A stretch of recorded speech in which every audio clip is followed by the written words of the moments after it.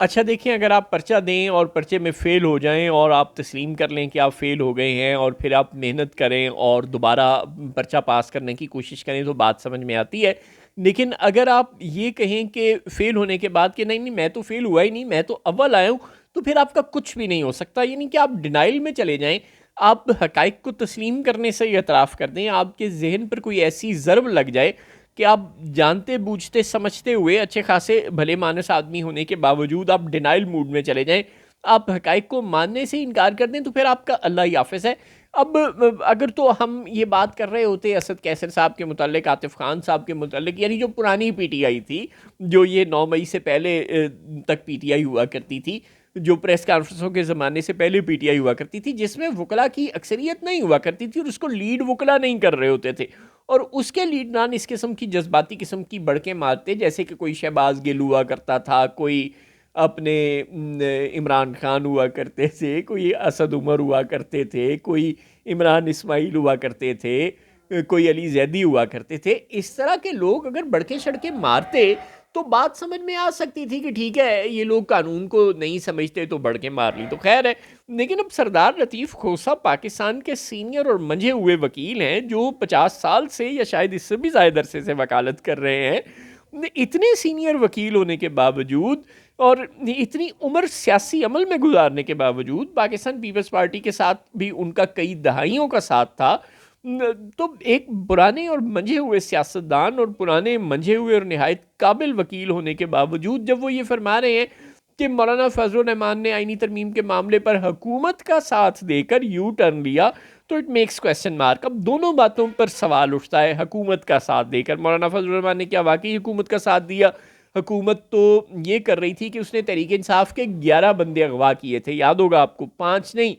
11 बंदे अगवा किए थे। जैन कुरैशी एंड कंपनी भी अगवा शुदा लोगों में शामिल थे और वो वेटिंग लिस्ट में थे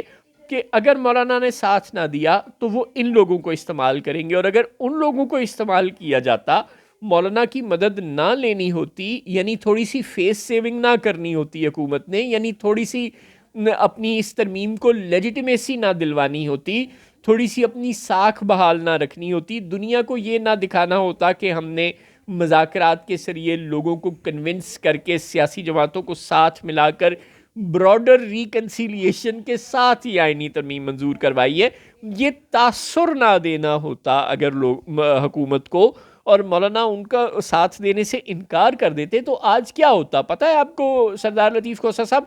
आज आईनी बेंच ना बना होता, आज एक आईनी अदालत बनी होती और उसके सरबराह मुबैना तौर पर जस्टिस अमीनुद्दीन होते। अब आपको हम ये भी याद दिलाएं कि जस्टिस अमीनुद्दीन कौन है। आप एक सीनियर वकील हैं सुप्रीम कोर्ट के, आप हमसे ज़्यादा बेहतर जानते हैं कि जस्टिस अमीनुद्दीन का किस किस तरफ कितना झुकाव मौजूद है और माजी में वो अपने फ़ैसलों में क्या क्या लिख चुके हैं। वो तो ये तक कह चुके हैं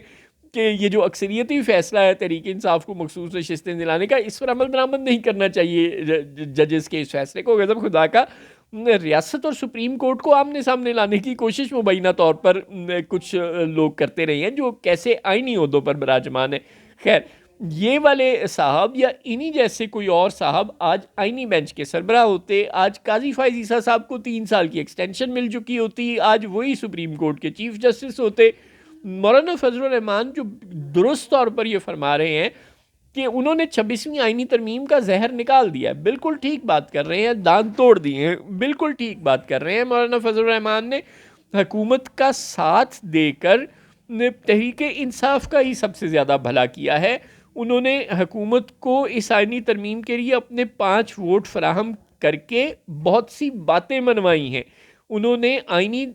को अदालत की जगह आईनी बेंच बनवाया है, उन्होंने काजी साहब को एक्सटेंशन नहीं लेकर दी, उन्होंने जस्टिस अमीनुद्दीन की सरबराही में या जस्टिस नईम अख्तर अफगान या ऐसे किसी भी हम ख्याल, यानी किसके साथ हम ख्याल, ये अब आप समझ ही रहे हैं ना, उनके साथ हम ख्याल किसी जज की आईनी अदालत बनवाने के काबिल नहीं छोड़ा हुकूमत को। अगर वो हुकूमत का साथ ना देते और हुकूमत को समझ आ जाती कि अब आईनी तरमीम मंजूर करानी है तो नंगी चिटी बदमाशी से ही करवानी है,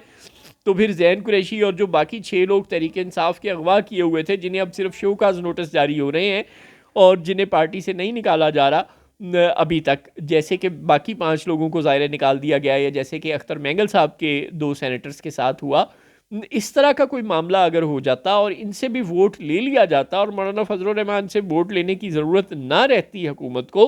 तो फिर आज आईनी अदालत बन चुकी होनी थी, आज काजी फायजीसा भी मौजूद होते, और फिर आप देखते कि पीटीआई को किसी तरह से रिलीफ मिलना तो क्या, उसका इम्कान भी ना होता। लिहाजा आप लोगों को मौलाना फजल रहमान का शुक्रगुजार होना चाहिए, और ये मत भूलें 26वीं आईनी तरमीम के बाद हुकूमत 27वीं आईनी तरमीम भी ला रही है और 28वीं आईनी तरमीम भी ला सकती है। एंड हु नोज़ कि इस वक्त जो बातें हो रही हैं कि 26वीं आईनी तरमीम में मौजूद कानूनी नुक्स को, मुबैना कानूनी नकाइस को दूर करने के लिए ये तरमीम लाई जा रही है और it will be a soft amendment और इसमें कुछ खास नहीं होगा,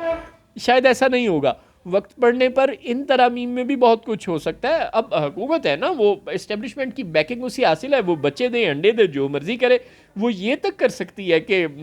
असम्बली की मुद्दत को 5 साल से बढ़ाकर 10 साल कर दे। एक मिसाल के तौर पर ये बात हो रही, वो ऐसा कुछ भी कर सकती है कि शहबाज शरीफ को अमीरुल मोमिनीन करार दे दिया जाए, या बिलावल भुट्टो को अमीरुल मोमिनीन करार दे दिया जाए, या इनको लाने वालों को कुछ भी करार दे दिया जाए। यानी ऐसा कुछ भी कर सकती है हुकूमत, क्योंकि अब तो वो 2/3 अक्सरियत की एक्सरसाइज करके दिखा चुकी है। तो मौलाना फजल रहमान की आपको आइंदा भी ज़रूरत पड़नी है, उनके साथ एहतराम और इज़्ज़त का राब्ता रखें और उनकी चमचागिरी पर फोकस करें, उनसे बिगाड़ने की कोशिश ना करें, आपको इसके बहुत बुरे नताइज भुगतना पड़ सकते हैं।